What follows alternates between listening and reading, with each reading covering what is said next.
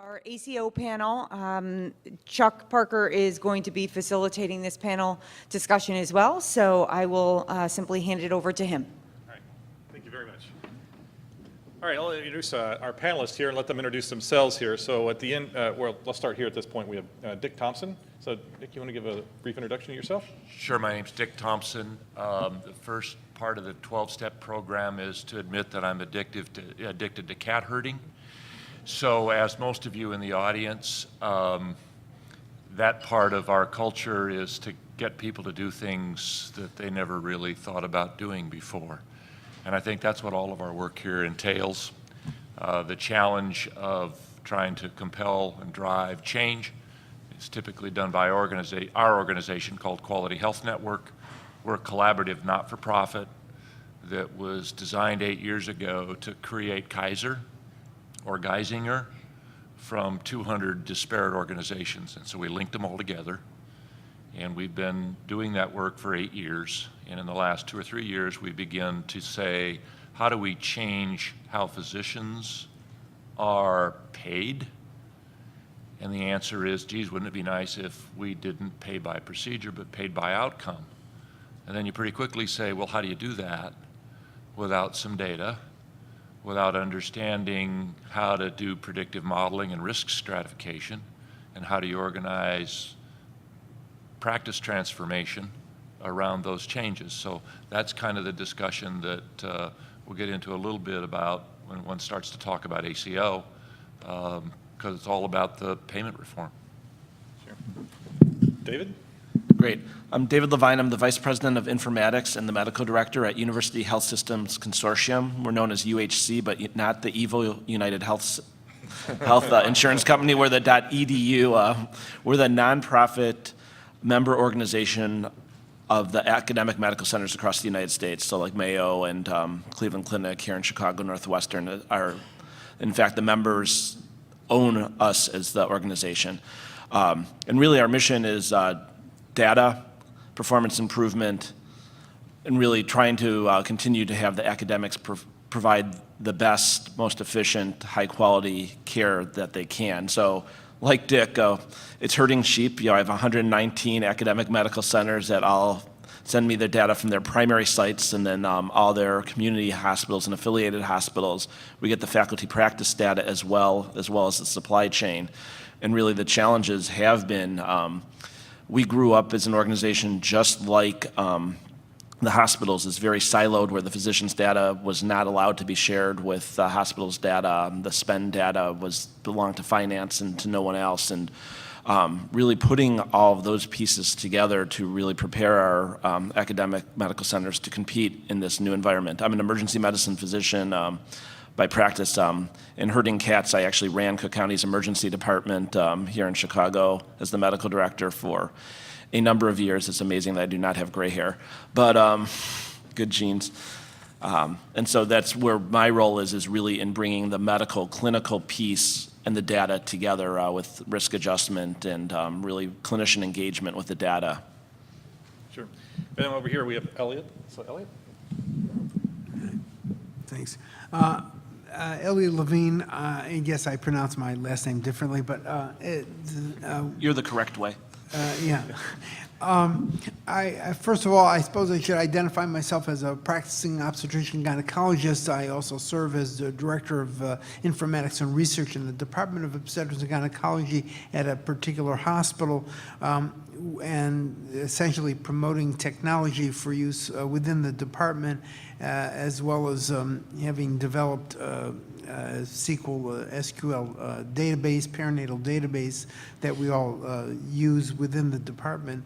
And I also serve as Director of Informatics in the hospital. That's Illinois Masonic, which is one of the Advocate healthcare sites. Advocate happens to be an organization, a consortium of hospitals that has the largest footprint in Chicago, in the Chicagoland area.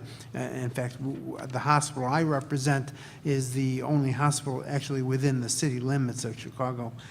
We're the urban hospital, as everyone knows us as. Basically, the first step in terms of working towards an ACO kind of an organization is the data gathering, the digitalization of clinical data that upon which all of decisions have to be based in order to look at the patient outcomes and such. So the first step is this digitalization, and this is where the physician engagement is necessary, because that's the only way you're going to get the data, as opposed to putting things on paper, scribbling on paper, which is not the way to go. At least that's my role, is to promote, to say no to paper. But Sure. So ACOs, the Accountable Care Organizations, is something that's brand new that that HHS is now trying to take a look at and institute. While the ACO term is a new term, perhaps, in the market space, really what it amounts to is risk-based contracting. So what we're really taking a look at is, how do we take on risk? How do we begin to manage that activity? And how do we take a look at those organizations that have actually been doing it for quite some time? And those exist quite, as you mentioned earlier on, Dick, about like Geisinger and Kaiser, and the organizations like Intermountain Healthcare and Scott and White. These organizations have been around doing this type of risk-based contracting for quite some time at this point. So how do we take a look at how to transitioning the rest of the healthcare environment to this ACO modeling? There are pioneer organizations now across the nation, but we're starting to get some first feel of what they really require. And I think one of the things that we're taking a look at is, what are the data gaps? Because you now have to create an entire network of individuals. It's not just a hospital anymore. You have to have your providers, you have to have your long-term care facilities, you have to have your ancillaries all basically organized so that you can manage that risk effectively, if you will. So what are some of the data gaps that we're currently seeing in managing these new environments of the ACOs? Well, in Quality Health Network's case, we're a self-funded, not-for-profit consortium that consists of a health plan, acute care facilities, about 85% of the physicians in the area that belong to an IPA. And we've been doing risk-shared contracts with a health plan for 20-some-odd years. And the kinds of data that we first started with were basically peer review kinds of data, helping to understand that we had an average hemoglobin A1C target of less than 7, LDL less than targets, et cetera. But we've since begun to move to say, okay, we need to reorganize clinical practice around population health management tools so that we can start to predict which patients are going to need more attention or more prevention. And then not only when we predict them, then which ones need more attention or more prevention, we then have to prioritize the care for the sickest of the sick, which implies and in fact requires risk stratification. And what's unique about that is most of the time you do risk stratification, the payers are really good at that, but it's claims data. And claims data is not the best way to do risk stratification from a clinical perspective. And so the lessons that we're learning is that in order to do risk stratification correctly or properly, you not only need the coded data out of the practice management systems, but you also need the clinical data, and oftentimes those two don't mesh very well. And I'll give you this story. In electronic medical record systems, they're often deployed differently. They have different releases, even with the same software. There are different implementations within the clinical practices by physicians, even in the same practice. And there are data input errors. The story I like to tell is the chair of our board was one of our guinea pigs for some of the population health management and risk stratification tools. And we discovered 200 patients in his practice who had heights of 98.6. Now that's clearly a vital that was put in the wrong field, but that stuff doesn't start to show up until you start to use secondary use of data. Very clearly then, you have to scrub the data and you've got to figure out what you need to do to fix it. And getting data out of EMRs is hot, dirty work. We support about 15 electronic medical record systems today that are all different, scattered among scores and scores and scores of practices. And so I think the challenge from the ACO perspective is, how do you get that data to start to align? and recognizing that none of these physicians work for an umbrella organization. They're all independent. They all have their own ways of practicing medicine, and in some cases, their own priorities. David? Yeah, you make excellent points. I do agree that one of the biggest gaps right now is that we've done a lot with administrative data, and for the limited at-risk contracting that's been done in the past, it's worked fine. But especially as you want to expand this out to greater populations with different conditions, the administrative data doesn't really capture it. Some people have claimed that ICD-10 will help with this. And really, the specificity in ICD-10 is more, was it your right arm or your left arm, and more of a location. It still doesn't get to, was this an end-stage CHF patient with a really poor ejection fraction versus someone that's in the early throes of CHF that can be easily controlled by medication and diet. And so you do need the clinical data. And actually, as Dick said, it is incredibly messy to get. And then, as an example, we have asked our hospitals to start sending us their clinical lab data for 20 key labs that are known to improve risk adjustment. It has taken over 2 years, and a little over half have been able to comply in a reliable way to pass our strict data edits. We're working around that way. We're going to do it the other way, and we're going to put boxes in our members and use ETL transmission out of their EHR, which is going to make my staff at my institution huge to do the mapping and coding and cleaning up of the data, because the hospital doesn't have the means. I think the other piece is really that full continuum of care for the patient. So as you prefaced, we need to know what's going on at the long-term care facilities, at the nursing homes, the pharmaceuticals, the Walgreens. The outsourced labs are not always dumped back into the EHR or not into the same place of the EHR. We're still having trouble linking physician practices, which are more commonly being interfaced to the hospital platform, but not always, with different medical record numbers. And how do we trace people in and out, even within an integrated system like Advocate, let alone in the Chicago area, where if you're really not happy with you're mainly getting your care at Northwestern, but it happens that you're unhappy or you know of some specialist, then you go to Rush, unless you have insurance data, which tends to lag behind if you're insured in the first place. Speaking to the continuum that you speak of, the longitudinal aspect of patient care from the outpatient to the inpatient, that transition is, as you point out, complicated to take data, but it's all valuable. Now, from my perspective as an obstetrician, I can guarantee that every one of my patients I see prenatally will be an inpatient within several months, give or take. But that's a guarantee. And yet, what goes on in the outpatient setting, if you do the glucose screening that ought to be done, needs to be in that uncontrolled environment, uncontrolled because this may not be the EHR that you are using for your inpatient tallying of patient data, and yet it's all interdependent. The longitudinal point of that patient care needs to be acknowledged and recognized, that you have to have it all. It's not, we are siloed with outpatient versus inpatient care, but again, from my perspective, it's all one and the same for my population. So that's a necessary piece that needs to be spoken of. So the other one I think that we overlook, as patients move between sites of care, is who are they? It was alluded to earlier, in Los Angeles, there might be within a 10 square mile radius a whole bunch of people with the same first name, same last name.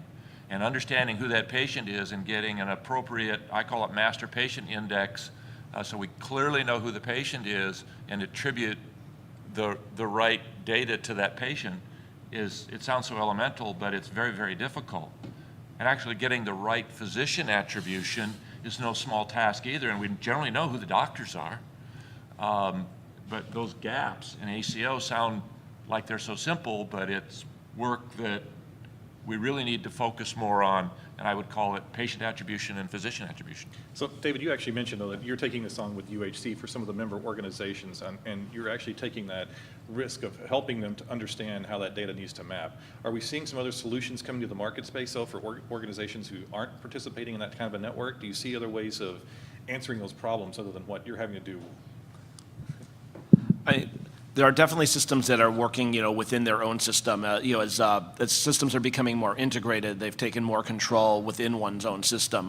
Physician practices are being bought up like crazy, and part of the conversion is to try to integrate those systems internally. There are some other solutions out there on the market. There are software companies out there that are working on master patient indexes, that are doing that for the institutions, for a fee.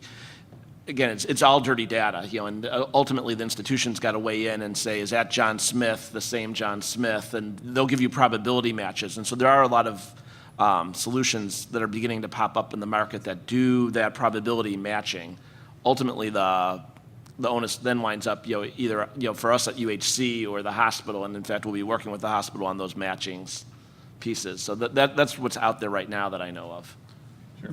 Talk about the master patient index. Funny that we have an NPI. So the physician piece, we're all identified.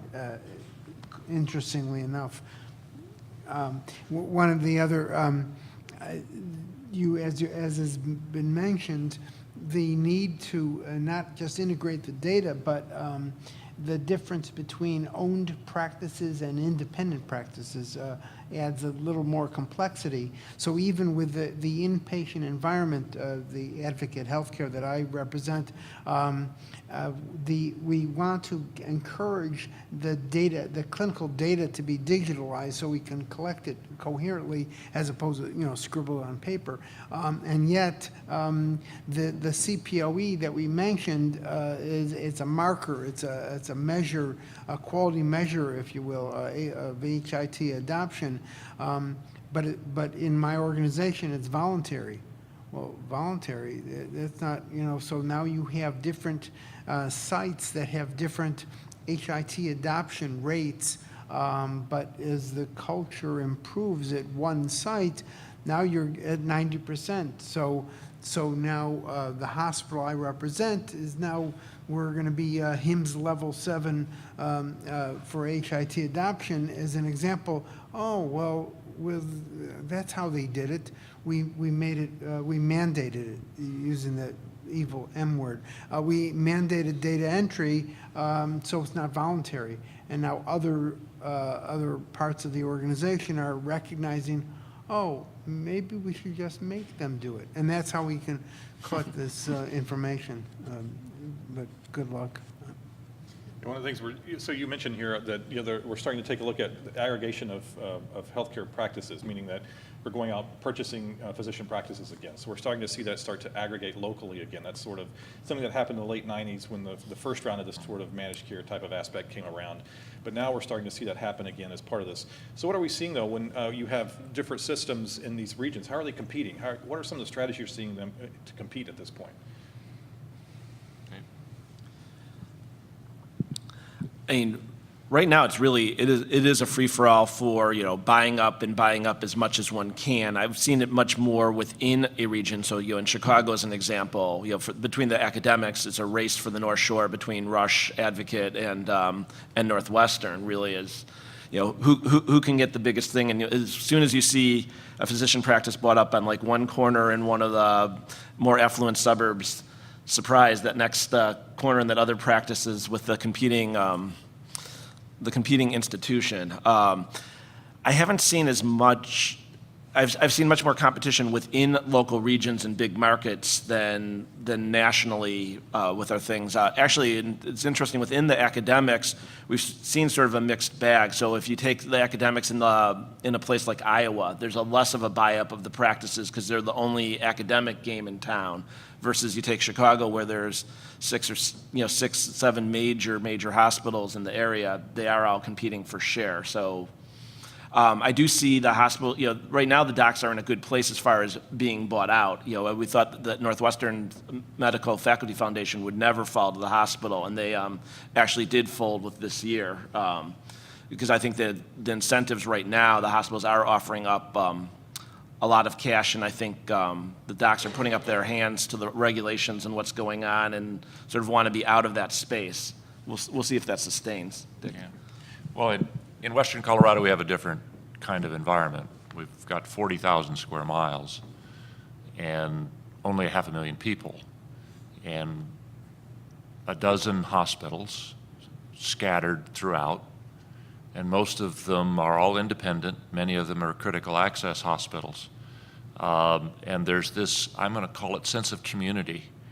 And even though they might be independent practices in the small communities, they still value that independence. So we're not quite seeing the shift towards buying physician practices driven by hospital competition as much as, frankly, by physicians saying, I've had enough of this meaningful use stuff. Can somebody just please handle it for me?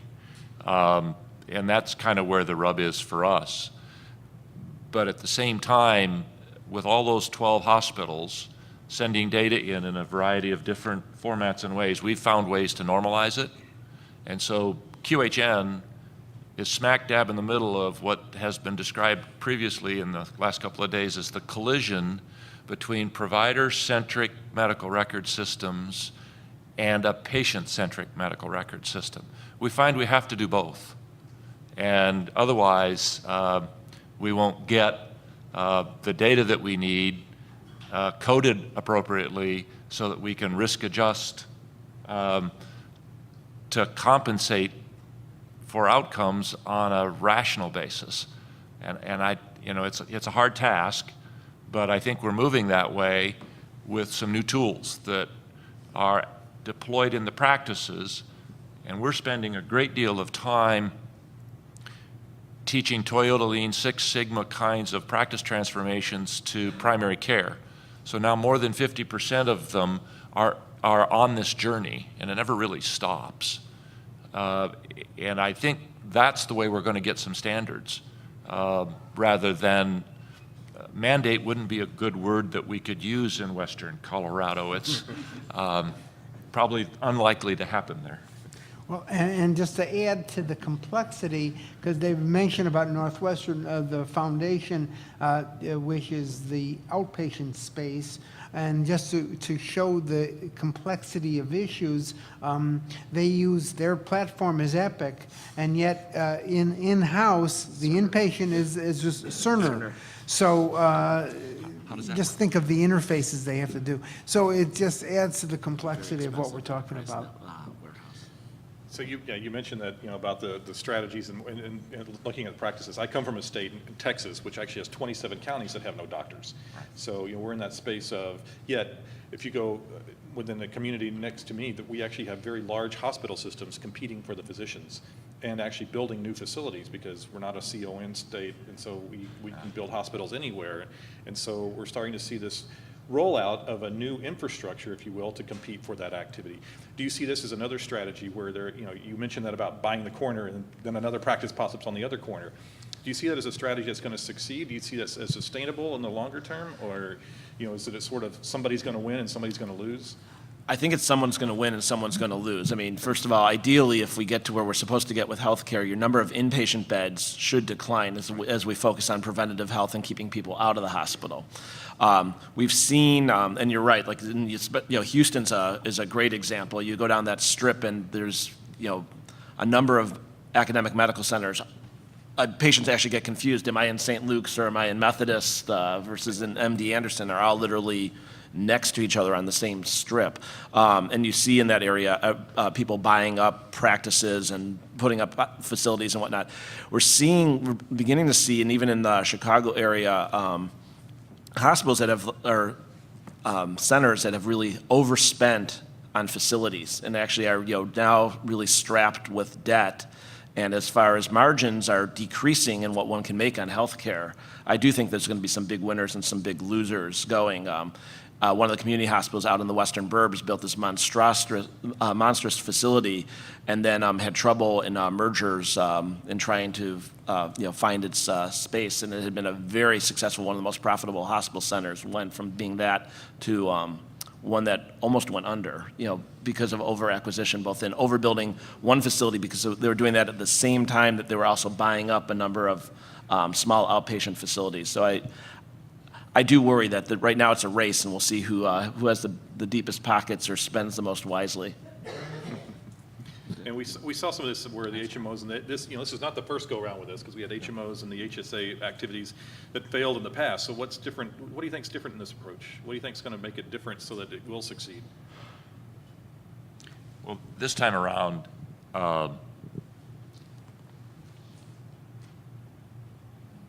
there's a ceiling on the money.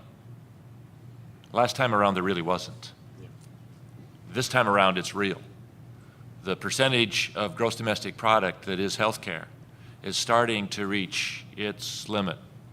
Last time around, which was 20 years ago or so, nobody really cared. And now I think we're seeing people are starting to have to figure out that we can't game the system anymore, that there is a finite set of resources, and unfortunately, we're going to have to make some really hard decisions. But we are starting to see, in my view, instead of trying to figure out how to game the system, how to code better so we get better revenue, we're starting to change how practice is, how healthcare is delivered. And I think that's what's different this time. We're not talking about rationing care as much as more effectively providing care and getting physicians and other clinicians to operate at the tops of their licenses. And frankly, we're going to have much lesser qualified people doing things that physicians really don't need to do today. And I think that's what's different. What also what was mentioned in terms of the countermeasures that we have to consider, that yes, there should be fewer hospital days because it's too expensive a place to provide care.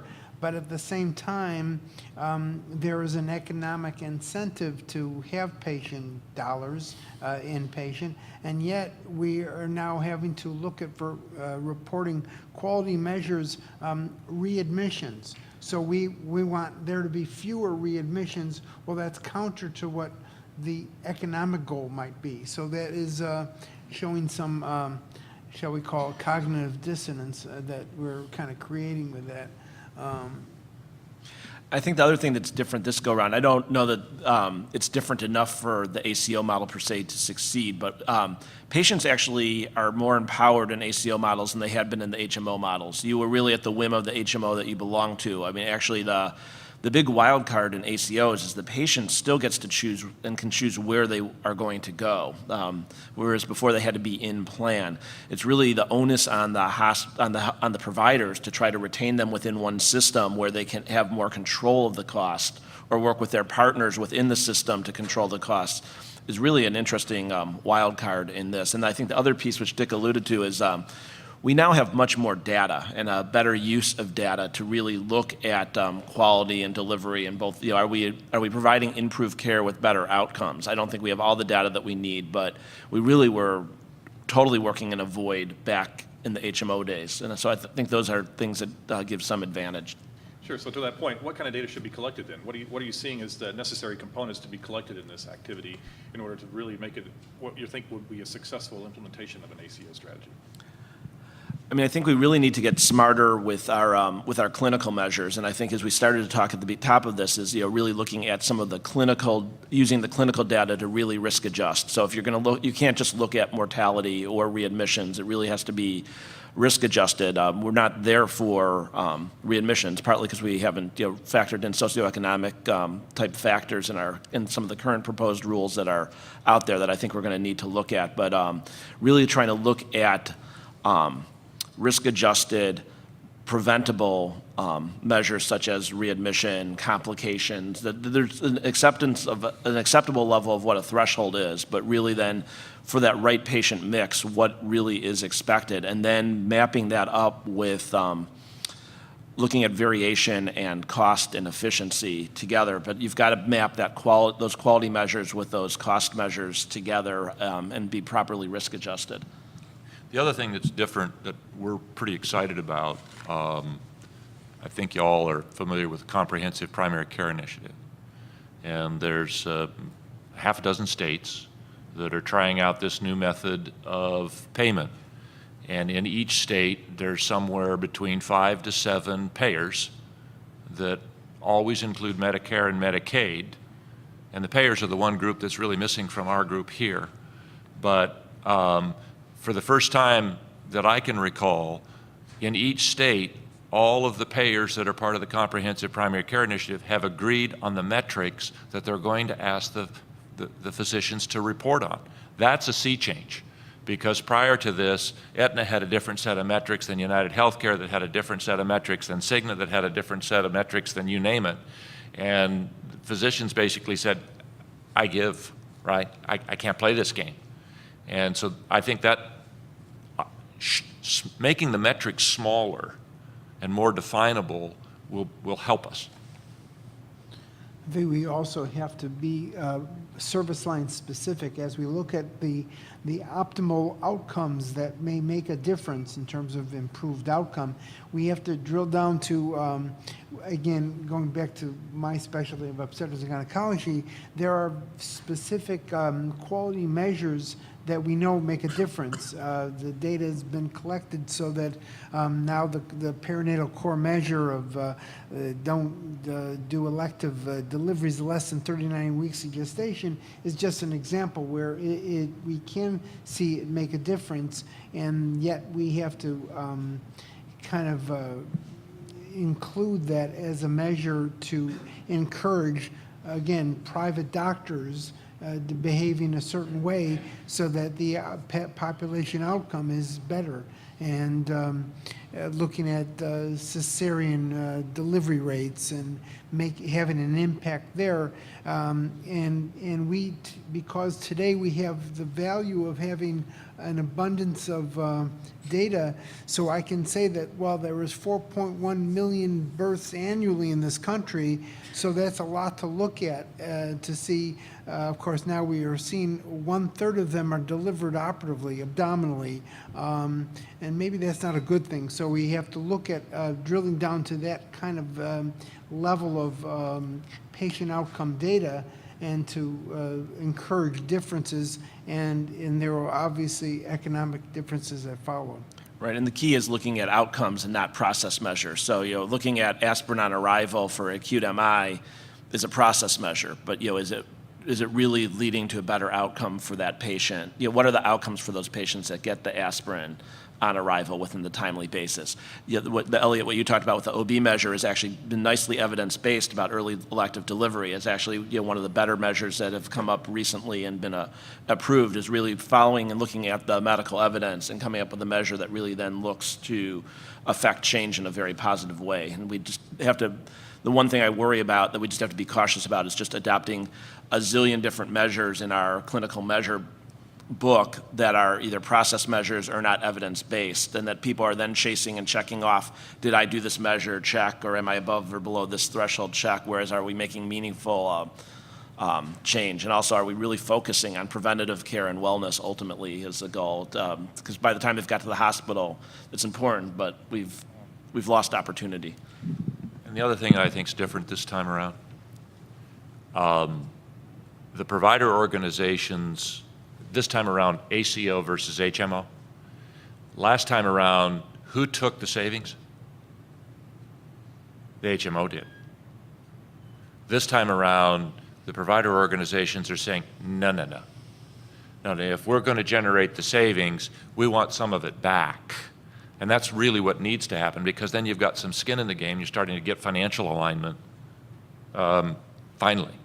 And those things have to happen if we're going to succeed. Our community's taking a look at, this is going to sound so silly, but we said, okay, who are the patients that are costing us the most?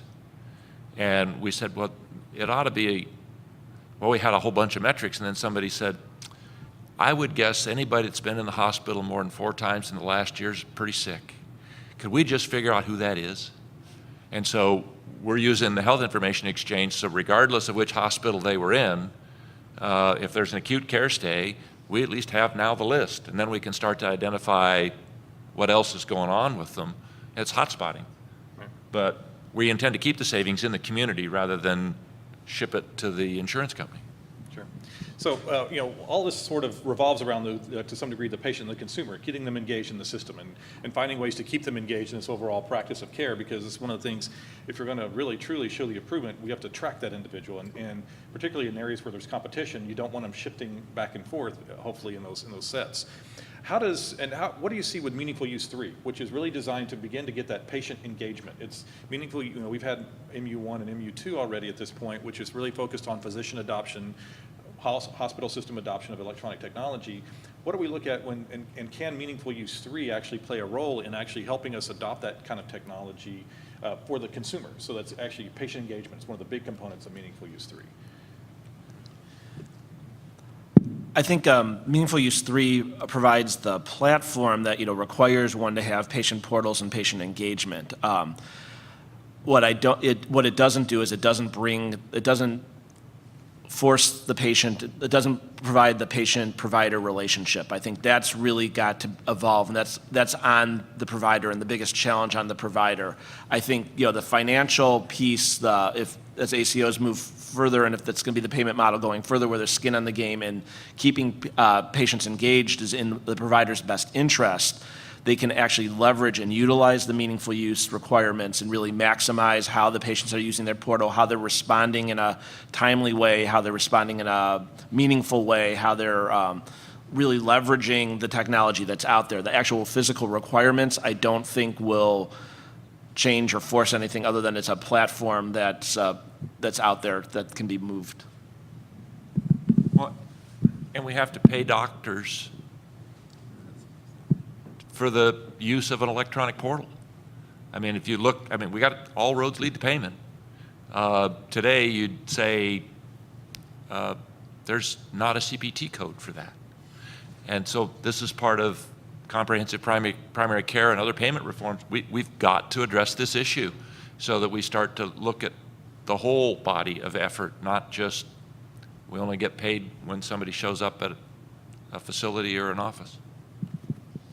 And the design factors in terms of what physicians use for their EHR has to be made easy, so let the vendors hear me, that the systems that we are encouraging physicians to use should not be a time waster, and those are the details that we perhaps need to improve upon. I think that, and I share David's skepticism of the quality measures. You know, are they really meaningful or useful, or do they result in better outcomes? Now, there are some measures that there is evidence for. If using the Surgical Care Improvement Project, skip measures, if you provide VT, venous thromboembolic event prophylaxis, that may be a good thing. You may be saving lives in the long run. Making sure that you remove the Foley catheter in 48 hours, maybe not so much. And so we have to look at and examine all of the, quote, quality measures that we follow and see that some are clearly important and others maybe not so much. Sure. So one of the things that we're seeing here is this need, and, oh, so we have a question back here, out here. How is the health information exchange playing into this conversation? Because we're talking about data, right? We talked about what happens with the data, the consumer aspect, but we're missing the piece, kind of, I'm wondering if HIE is in this conversation, or how is it being leveraged? Well, we're in the middle of it. We have really 3 businesses. One is what I refer to as the shipping and receiving business, which is collecting data from hospitals and reference labs and making sure it gets to the physician's EMR who ordered it and the copies to. But oftentimes, that's not enough. You've got to have what we've moved on to is what I refer to as the data warehouse and the mining business.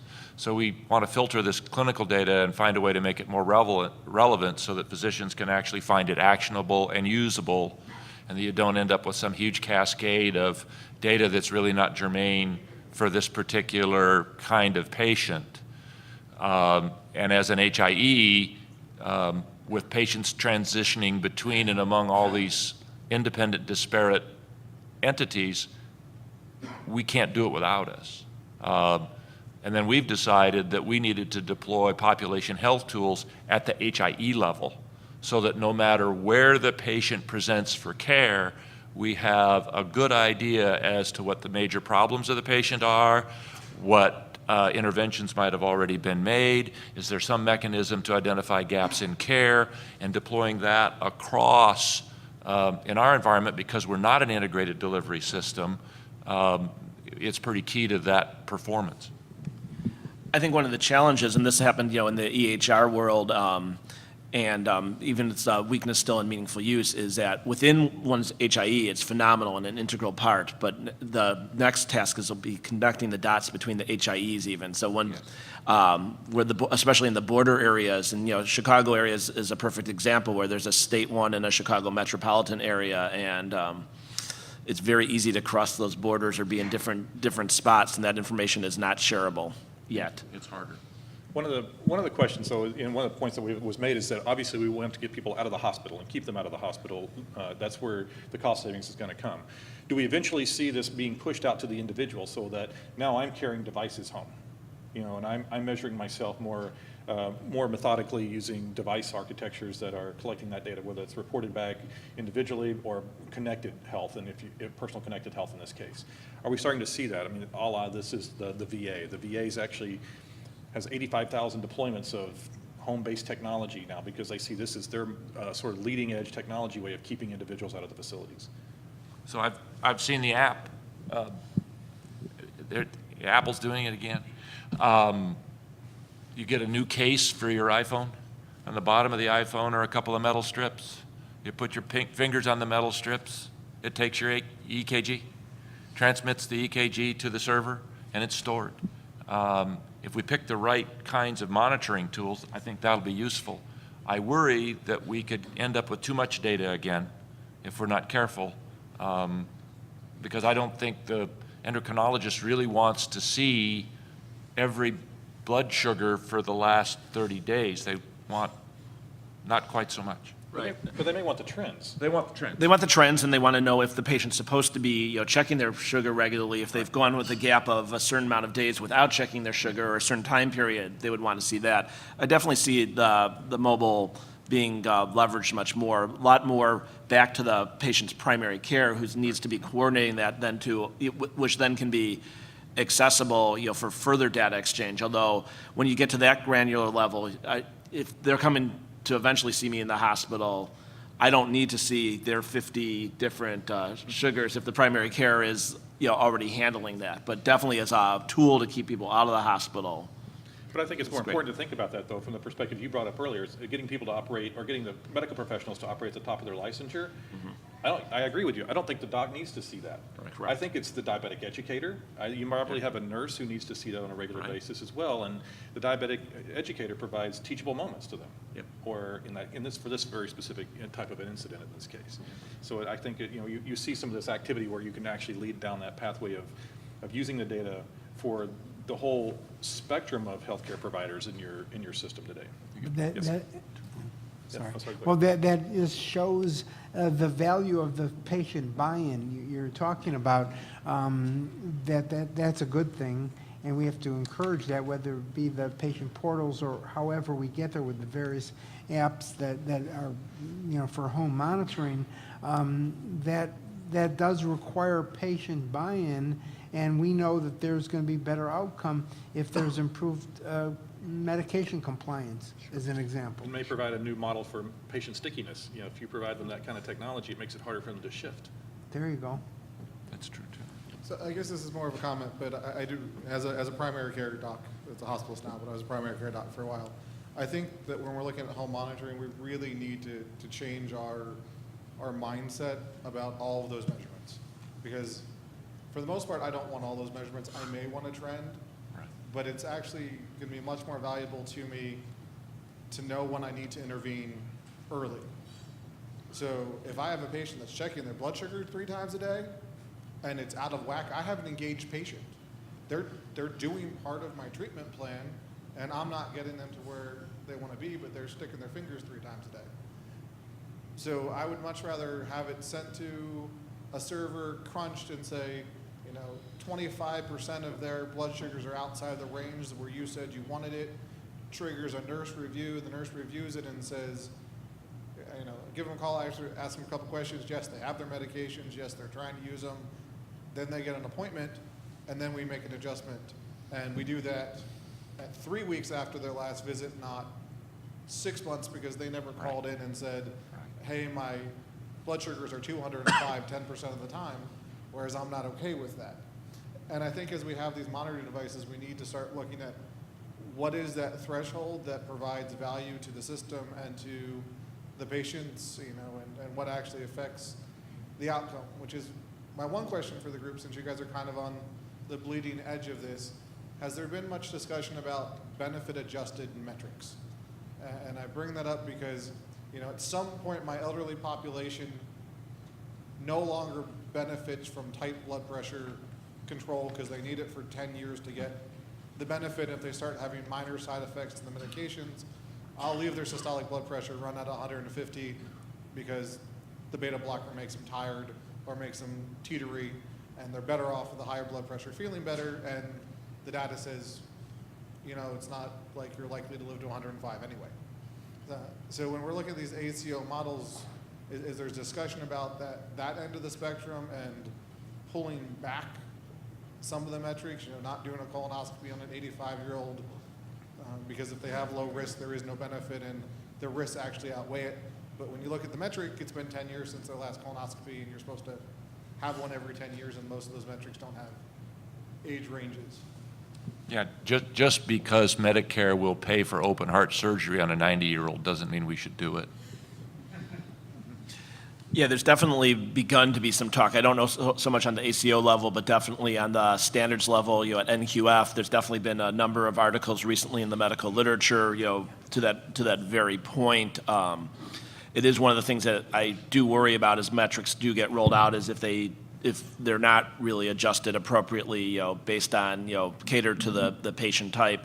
And, one thing we really haven't talked about at all is, even the whole end-of-life care piece and the amount of money that we spend in that last year. And, are we checking off those measures that we need to still do, where instead we should be doing, having discussions about end-of-life and start to cut back on some of those interventions? And in order to do that end-of-life conversation is very particularly unique to the individual. And that really speaks loudly to the importance of the relationship between the patient and their family and a primary care physician, because that's where that dialogue will have some faith and some trust. And outside of that, probably won't get good decisions made by any of the parties involved.